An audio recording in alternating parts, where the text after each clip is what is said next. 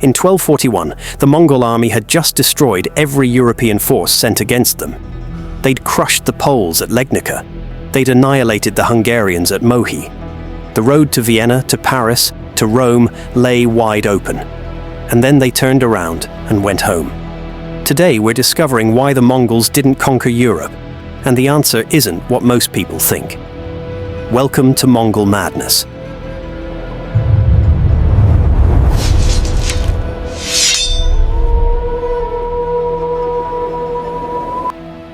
Before we dive in, if you're enjoying these deep dives into Mongol history, hit that subscribe button.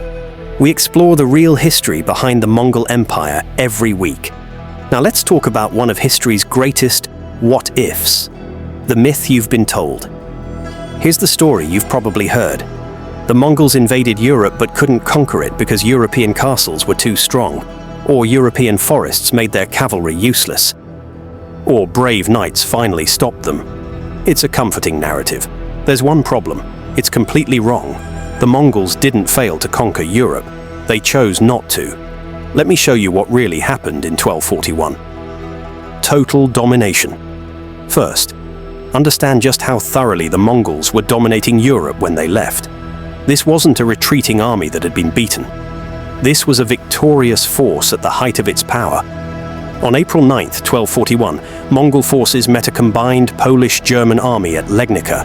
The Europeans had heavily armored Polish knights, Teutonic knights, and German infantry, the best warriors Christian Europe could field.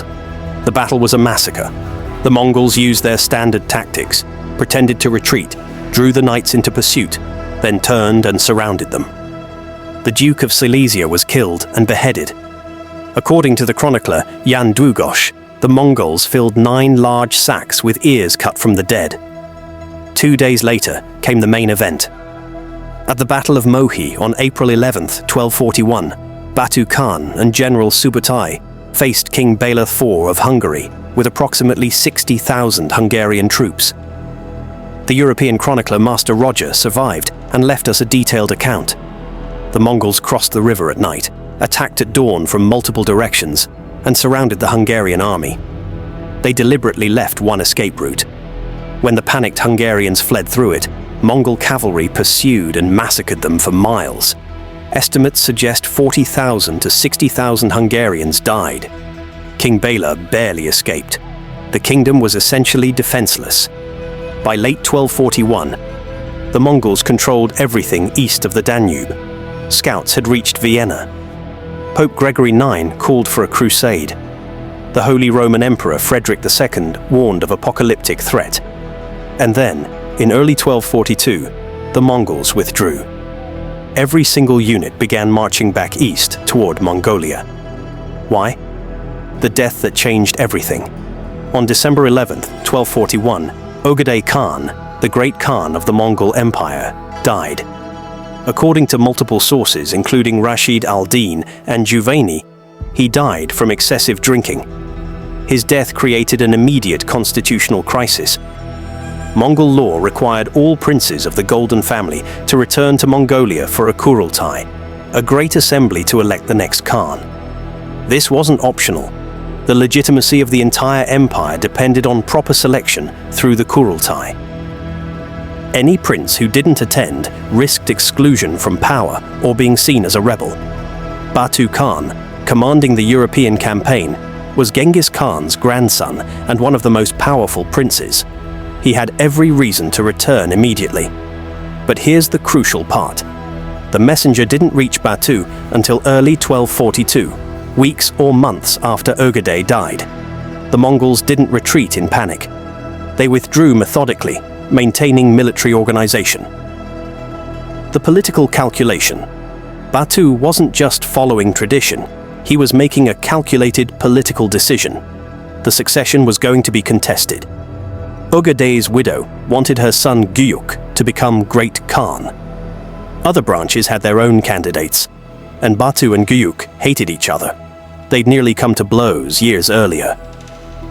If Gyuk became Great Khan while Batu was absent, Batu's position and possibly his life would be in danger. The last thing he could afford was to be gone when the next Great Khan was chosen. The Kurultai that eventually elected Guyuk didn't happen until 1246, 5 years after Ögedei's death. Batu never even attended. He sent representatives, claiming illness. This tells you everything. The conquest of Western Europe was worthless compared to having a say in who would rule the largest empire in the world. The myths debunked. Now let's destroy the myths about why the Mongols supposedly couldn't conquer Europe. Myth 1. European castles were too strong. Nonsense. The Mongols had conquered Chinese cities with walls far more formidable than anything in Europe. They'd taken the sophisticated fortresses of Persia. Master Roger describes how the Mongols besieged and captured Hungarian fortifications using siege engines, diverted rivers, and captured engineers. At Mohi, they broke through a fortified Hungarian camp in hours. Myth 2. European forests made cavalry useless. The Mongols conquered northern China, which has extensive forests. They conquered Russia, famous for its forests. They operated in forested Eastern Europe with no difficulty. They preferred open terrain but were adaptable. Dense forests would have been a challenge, not an insurmountable obstacle. Myth 3. Not enough pasture land for their horses. This has some merit but is overstated. The Mongol army in Europe was maybe 20,000 to 30,000 warriors. Their horses needed grazing land, but they'd managed similar logistics in other regions. The real limitation wasn't capability, it was priority. Economics and politics. What would the Mongols have gained by conquering Western Europe? Mongol wealth came from controlling Silk Road trade routes and tribute from wealthy civilizations like China and Persia. Western Europe in 1241 was relatively poor compared to Asia and the Middle East.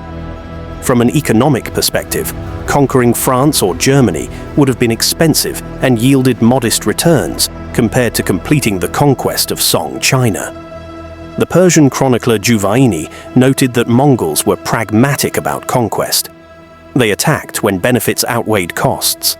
They'd extracted submission from Russian principalities. Hungary was devastated and would pay tribute. What more did they need from Western Europe? What actually stopped them? Internal Mongol politics. The fragmentation of the empire.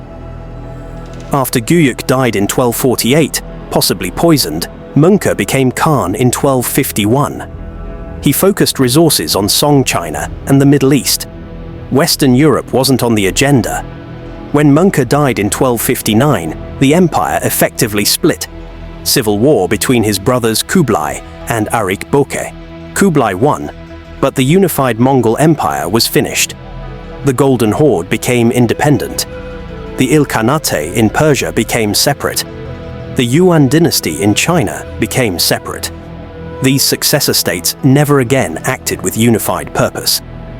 By the 1260s, the question wasn't, why didn't the Mongols conquer Western Europe? It was, why would any successor state bother? The European perspective. Europeans knew none of this. They only knew that a terrifying enemy had appeared, destroyed everyone, then mysteriously vanished.